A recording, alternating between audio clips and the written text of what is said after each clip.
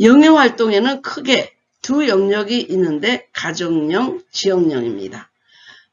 다음에는 그 영의 부대들을 제가 여러분에게 설명해 드리겠는데, 가정령과 지역령, 가족을 따라다니면서 괴롭히는 영, 그리고 지역에 머물면서 그 지역을 장악하는 영들, 이렇게 크게 두 영역이 있다는 것을 이번에 배우려고 합니다.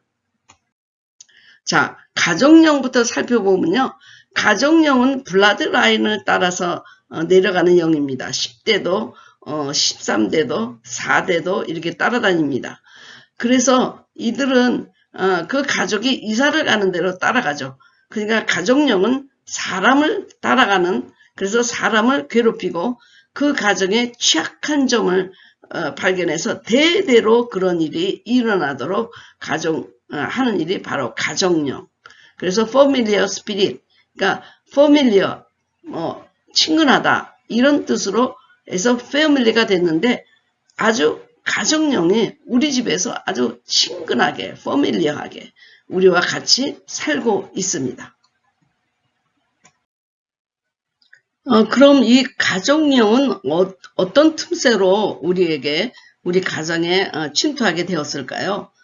두 가지입니다. 하나는 어떤 조상이 귀신에게 직접 나와 내 자손이 당신을 헌신하고 충성하겠다, 그렇게 맹세하면서 어떤 법적인 컨트랙을 맺은 경우하고, 두 번째는 하나님께 대적하고 불순종함으로 저주를 받아서 악한 영들이 합법적으로 거주하게 된 경우가 있습니다. 두 가지인데요.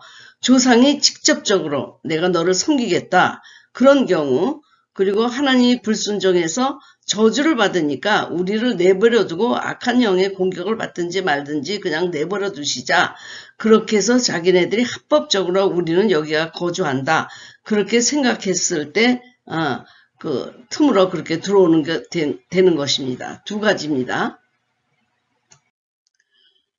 그러니까 same thing, 똑같은 일이 계속 그 제너레이션 바이 제너레이션으로 이어져 가는 것입니다.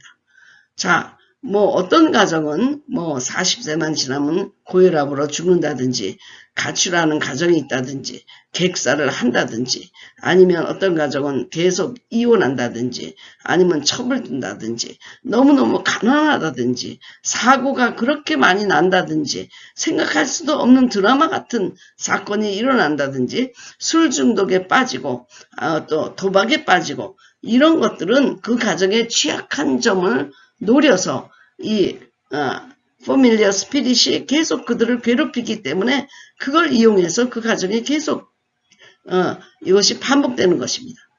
그렇기 때문에 혹시 여러분 가정에 이렇게 반복되는 것이 있다 그러면, 물론 습관적으로 그렇게 나쁜 습관을 배웠기 때문에 그렇다고 생각할 수 있지만 아닙니다.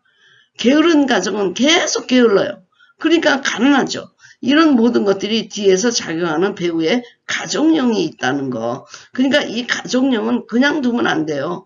끊어버려야 됩니다. 끊어버려야지. 그러지 않으면 계속 이 가정령이 우리 후손에 함께 어디를 가든지 따라다닙니다. 그래서 우리의 결단이 필요한데, 과거의 저주의 고리를 철저하게 끊으려는 그 자신의 결단이 필요하죠. 그것이 여호수아가 들고 나온 세겜의 언약갱신입니다. 과거에 네가 어떤 신을 섬겼든지 관여 마라. 오늘 네가 섬길 신을 택하라.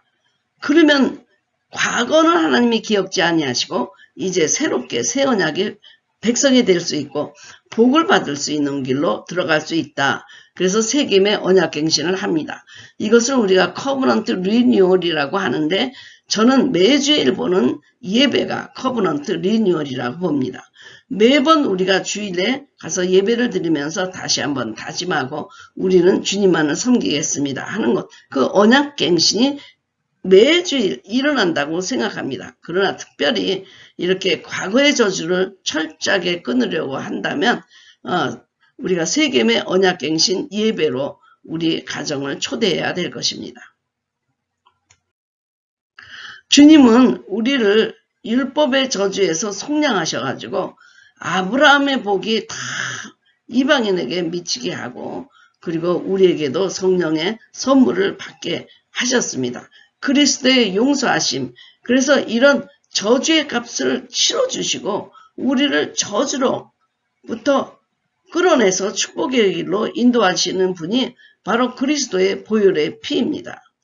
그러니까 우리 가정이 하나님의 백성이 되고 언약의 백성이 되고 정죄로부터 우리가 자유롭게 되고 심판으로부터 자유롭게 되는 모든 신학적인 기초를 그리스도의 그 십자가의 보혈로 십자가 사건으로 이루어 주셨습니다. 그러니까 그분은 이렇게 우리가 잘 살 수 있는 길에 그 길이 되시고 진리가 되시고 그래서 길을 만나면 진리로 인도되고 진리를 만나면 생명으로 인도돼서 우리가 영원한 생명에 이르게 되는데 이제 우리가 이 진리를 받아들이고 구원을 받고 저주를 굽고 거룩한 생활로 들어가야 될 것입니다. 우리 가정에 흐르는 저주를 좀 얘기하면요. 여러분도 좀 도움이 될 것 같습니다. 우리는 3대째 목사의 가정이고 할아버지가 처음 선교 시대 때 복음을 받아들였습니다. 그러나 할아버지가 목사였다고 하더라도 할아버지의 그 조상들은 유교를 믿고 하나님에게 대적하는 일이 많았을 것입니다. 그래서 누군가가 하나님으로부터 저주를 받았던 것 같아요. 그 저주가 쭉 내려오는데 바로 그 저주가 어떤 저주냐? 64세를 넘기지 못하는 저주입니다. 그래서 우리 어머님 여기 사진에 가운데가 우리 큰언니 그리고 아버지 모두 64세를 넘기지 못하고 돌아가셨습니다. 하나님이 그건 계시해 주셨어요. 너희 가정에 64세를 넘기지 못하고 죽는 저주가 있다. 그래서 그 다음부터 우리가 저주의 고리를 끊고 언약갱신을 하고 랜독을 하고 그래서 우리는 64세를 다 넘기게 되었습니다. 그러니까 우리 할아버지가 목사님이고 아버님이 목사님이라고 하여도 조상으로부터 저주받은 것이 내려와서 우리에게 영향을 줄 수 있다는 것입니다. 그러니까 어떻게 목사의 가정에 그런 일이 아닙니다. 목사의 가정도 이렇게 저주가 흐르고 있을 수 있습니다. 그럼 지역령은 무엇인가 한번 생각해 보겠습니다. 성경에 보면요. 이스라엘이 그 가나안 땅에 들어갔을 때 거기에 다 지역마다 뭐 신들이 있는 것을 보게 됩니다. 바알 신도 있고 그리고 아세라 목상도 있고 몰렉도 있고 여러 가지 있었잖아요. 그러나 이것이 그들이 들어가서 가나안 땅의 신 바알과 하나님을 함께 섞여서 싱크레티즘이 되는데 이것을 여호수아가 제일 걱정했고 여호수아가 마지막 골별 설교에도 그렇게 언약갱신을 한 것입니다. 그러나 각각 다른 이름으로 지역신을 부른다고 해도 그 루트는 바알이라고 하는 악한 영으로부터 나온 것입니다. 그러니까 이 땅을 지배하고 있는 그 풍요한 귀신은 바로 바알인 것입니다. 이름만 지역마다 좀 다르게 부르지만 다 똑같은 그런 악한 영들인 것입니다. 지역령은 그 지역에 를 장악하고 있고 그 안에서 죄를 짓는 사람들을 또 지배하게 됩니다. 그러니까 가정령은 사람을 따라다니고 지역령은 거기 그대로 남아 있어요. 그래서 한 예가 아주 좋은 예가 영월에 살면서 7년 동안 이름 모를 병에 너무너무 괴로운 사람이 저의 매노아 집회에 계속 왔는데 소망을 갖고 왔는데 하나도 낫지 않고 7년을 고통 속에 있었습니다. 그런데 그 사람이 부여로 이사가게 되자 그 이사가는 순간에 질병이 떠난 거예요. 나중에 알고 보니까 그 영월에 있는 지역령이 이 사람을 괴롭혔던 것입니다. 그래서 우리가 이런 지역마다 무슨 특색이 있잖아요. 우리는 많은 지역주의가 있잖아요. 네, 전라도, 경상도 하면서 막 지역주의도 있고 또 공산주의, 민주주의 하는 영의 이념의 차이도 있고 이거는 왜냐하면 그 지역을 지키는 그런 그 사단의 이블 스피릿이 있다는 것입니다. 그래서 한국은 누가 그랬나요? 그 사람이 어느 학자가 얘기하기를 음란의 영, 거짓의 영, 죽음의 영이 있다, 아니 분열의 영이 있다 그랬는데 제가 볼 때는 죽음의 영을 더했습니다. 왜냐하면 우리 제사를 드리잖아요. 그 죽음의 영이 있기 때문에 분열의 영, 지역 감정, 거짓의 영, 거짓말 하는 데는 우리나라 최고죠. 음란한 영, 우리나라처럼 러브호텔이 많은 곳이 있을까요? 이 작은 지역에. 제가 시골에서 부흥회를 할 때는 항상 러브호텔에 들어갔거든요. 그래서 러브호텔 실상을 너무나 잘 아는데 그것처럼 더러운 곳이 없어요. 그렇게 우리나라는 그러한 영들이, 지역 영들이 지키고 있고, 모텔에는 음란의 영이 지키고 있는 건 당연한 것이죠. 그래서 지역 영은 사람을 따라다니지 않고 지역에 머문다. 지역에서 텃세를 부리고 거기를 다스린다. 그걸 아시기 바랍니다. 그럼 지역령은 어떻게 들어오는가? 세 가지로 얘기하겠는데요. 조상의 제약으로 인해서 들어오고, 두 번째는 disunity, 불화가 있는 곳에 지역령이 꼭 들어오게 돼 있습니다. 그래서 사도 바울이 하나가 되는 것 굉장히 중요하게 강조했고요. 예수님도 나중에 유언 기도에서 제자들이 하나가 되게 해달라고 기도했고요. 그런데 세 번째는 새로운 지역으로 이사를 갈 경우에 항상 그 집에 살고 있는 지역령이 있다는 것을 여러분이 아셨으면 좋겠습니다. 이사 간 후에 사업이 안 되고 우울증이 생기고 이혼하고 가난해지고 그런 경우는 그전부터 살고 있던 지역령의 영향일 수 있습니다. 어떤 권사님이 그 원주에서 서울로 이사 오면서 오셔가지고 아이들도 다 학교를 그만두고 그리고 남편도 바람 피우고 직장도 없게 되고 바람 피게 되고 이런 일들이 많이 있어서 저를 불렀는데 제가 이 집에 뒤틀린 영이 있다고 그랬더니 바로 그 뒤틀린 영이 뭐냐, 먼저 살았던 그 젊은 여자 둘이 그 동성연애자였대요. 그러니까 이게 뒤틀린 성을 갖고 있는 그 영이 이 가정에 들어오니까 모든 걸 뒤틀게 만든 것이죠. 그래서 제가 랜독을 해서 그 영을 내쫓아 준 적이 있습니다. 그래서 여러분 이사 가기 전에 참 조심해야 되는 거는 이사 가기 전에 먼저 목사님을 모셔다가 예배를 드리면서 먼저 살고 있던 영을 장악하게 묶어버리고 이제 예수님의 문패로 바꾸고 노는 일이 너무나 중요한 것입니다. 되게 청소 다 하고 뭐 소파도 갖다 놓은 다음에 목사님 모실게요. 아닙니다. 그 전에 들어가기 전에 여러분 먼저 이렇게 성지 작업을 해야 돼서 여기서 살고 있던 모든 영들을 내쫓아야 되는 것입니다. 그래서 이사 가기 전에 랜독이 필요합니다. 선교지에 들어간다든지 새로 이사를 했다든지 아니면 호텔에 들어갈 때 우리는 랜독이 필요합니다. 왜냐하면 그곳에 자리 잡은 지역령이 있기 때문입니다. 이것들로부터 공격을 받지 않으려면 성지 작업을 해야 되고 악한 영의 문패로부터 예수님의 문패로 바꿔야 합니다. 그리고 십자가를 세우고 성전을 해야 됩니다. 왜냐하면 거기에 자리 잡고 있었던 지역령들이 있기 때문에 우리는 이사를 가기 전에 아예 가구를 산다든지 청소를 하기 전에 우리가 목사님을 초청해서 이사 예배를 봐야 되고요. 호텔에 들어갈 때도 우리가 음란한 영이라든지 호텔에 자리 잡고 있는 이런 영들을 우선 제거하고 랜독을 하고 하나님 이곳이 하나님의 예배지 성지가 되게 도와주시옵소서 하고 기도하고 들어가야지만 저는 부흥회하는 기간 동안에 그런 호텔에 들어갔을 때 모텔이라든지 그렇게 들어갔을 때 랜독을 처음부터 하는데 그러지 않으면 굉장히 지저분합니다. 그래서 랜독을 하고 편안한 마음으로 피스를 갖고 부흥회를 인도하기도 합니다. 우리 집도 지역령에 사로잡혔던 적이 있습니다. 1987년에 멕시칸 여자가 사는 집을 샀어요. 근데 지금은 페인트도 칠하고 지붕도 그렇고 깨끗하잖아요. 그런데 처음에 87년에 왔을 때는 귀신 나오는 집 같았어요.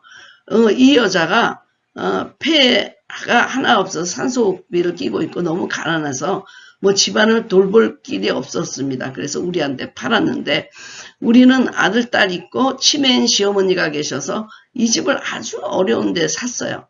그 다음부터 또 개척교회도 하고 그러니까 우리가 하우스 푸어가 된 것입니다. 집은 있는데 너무 집에 들어가는 돈이 많은 거예요.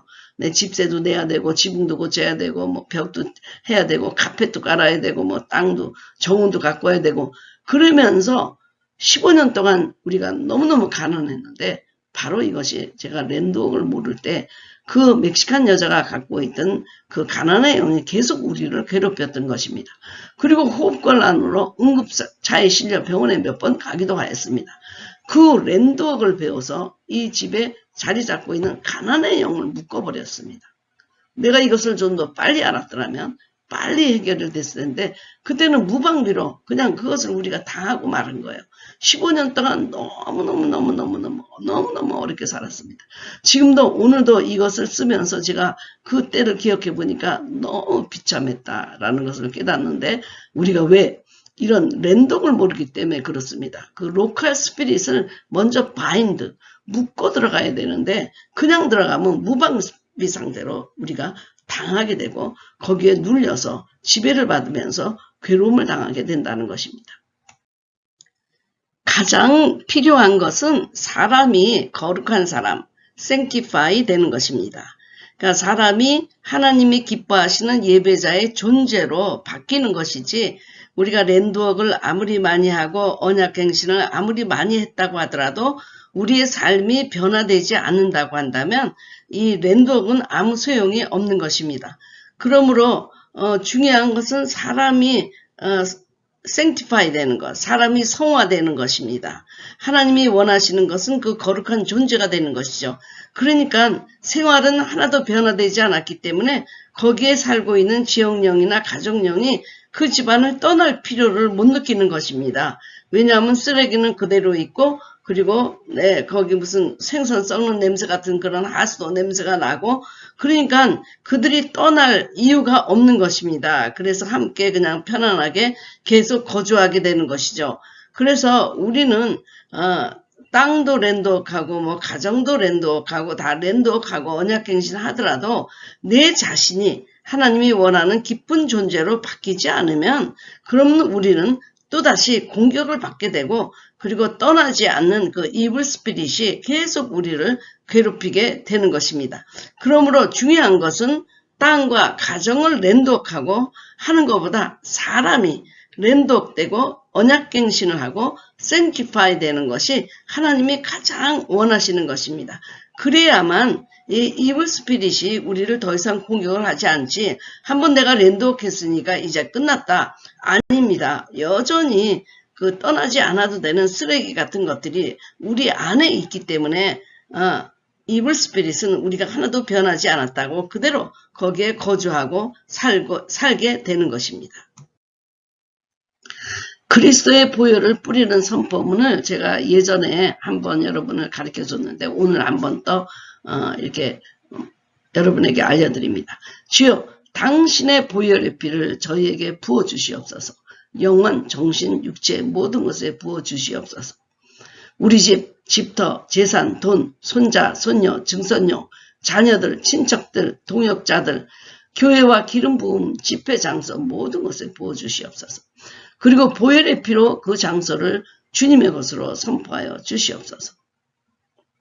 주님의 소유로 선포하여 주시고 주님의 성도로 성지로 주님의 제물로 주님의 소유물로 선포하여 주시옵소서. 주님의 세굴라로 선포하여 주시옵소서.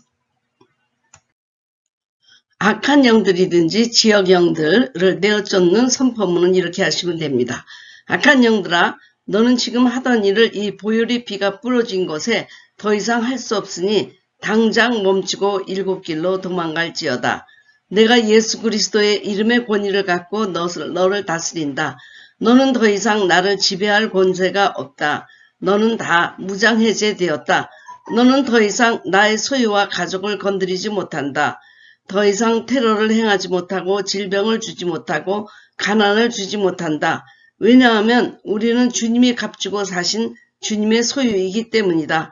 그리고 주님의 보혈의 피가 우리를 덮고 있기 때문이다. 이렇게 선포하시면 되겠습니다. 그리고 승리를 선포하십시오. Declare victory. 악한 영들아 들으라. 나는 이미 승리하여 하늘에 앉아있다. 예수님과 함께 창조주 오른편에 앉아있다. 나는 과거에 너에게 종노릇하던 내가 아니다. 너는 감히 나를 해하지 못할 것이다. 너는 그리스도의 보혈 앞에서 아무 힘도 없는 무력한 존재가 되었다. 승리는 나의 것이다. 우리나라에서 지금 전염병도 돌고 또 이념적으로 분열이 되고 참 어렵잖아요, 나라가. 그래서 여러분 열심히 기도하고 있는데 사실 우리나라 국회의사당이 문제입니다. 거기서 하루방이 20개 내지 30개가 서 있습니다. 그러니까 이렇게 보면 그냥 무슨 장식같이 있는데 가만히 들여다보면 남근입니다. 남근. 왜 그러냐면 예전에 궁녀들의 시체를 이곳에 버렸는데 그 궁녀들이 남자들을 모르고 평생 살았잖아요. 남자라고는 그 임금님 한 분이었잖아요.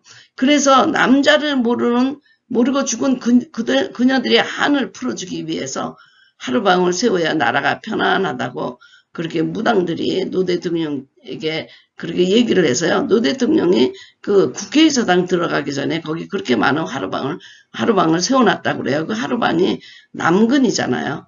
제주도의 귀신입니다. 그래서 그게 사실 우리나라 정치를 하는 그 중심부에 그렇게 하루방이 있다는 게 얼마나 무서운 일입니까? 저도 가서 한번 랜독을 하고 우리 팀도 가서 랜독을 했는데요. 여의도만 가면 정신이 아주 혼미해지고 어떤 분별력이 생기지 않더라고요. 그런데 가서 사람들이 거기에 묻혀서 정치를 하니 이 나라가 어떻게 되겠습니까? 우리가 나라를 위해서 기도도 해야 되지만 이렇게 랜독도 해야 돼요. 사람들은 이거를 이거 무슨 무당이 하는 건가 그렇게 생각하지만 무당은 뭐를 묶는 거예요. 이렇게 무당은 하루방을 세워가지고 우리나라를 이런 귀신에 묶여 살게 했잖아요. 그런데 랜독은 이걸 풀어서 그 무당이 주는 저주라든지 이런 귀신이 주는 저주를 풀어가지고 하나님에게 복받는 풍성한 그 목장으로 바꾸는 일이거든요. 왜? 거기에는 십자가가 있고 성화가 있기 때문입니다. 우리가 뭐 이거 이상하다 그러고 하지 말고 why not? 우리가 이거 하면서 우리가 복을 받을 수 있고 풍성해지고 생활이 완전히 체인지 되는데 왜 이걸 이상하다고 그러세요? 이거는 여호수아도 땅밟기를 했고 그리고 엘리사도 땅의 근원에 소금을 뿌리면서 랜독을 했고 주님도 그 갈보리선에 십자가에서 매달리면서 랜독을 하신 거 아닙니까? 그리고 그 제자들이 가면서 풍랑을 맞았을 때 파도야 광풍아 잠잠해라. 이것도 랜독이거든요. 왜냐하면 그 뒤에 배후에 그에게 사역을 못하도록 막는 사단이 바람과 그러니까 파도와 광풍을 일으켰던 것이거든요. 그러니까 파도와 광풍아 잠잠해라. 그러니까 사단이 잠잠한 거였어요. 하나님은 우리에게 귀한 이것을 저에게 4일 동안 오셔서 계시해 주셨는데 여러분도 여러분 가정에 적용하고 이사가는 집에 적용하고 여러분 농토에 적용하고 여러분 지역과 나라에 적용하시고 이것을 하셔야 됩니다. 지금 우리나라는 이 랜독이 필요할 때고 땅을 밟고 그리고 여의도에 있는 이 하루방을 제거할 때입니다.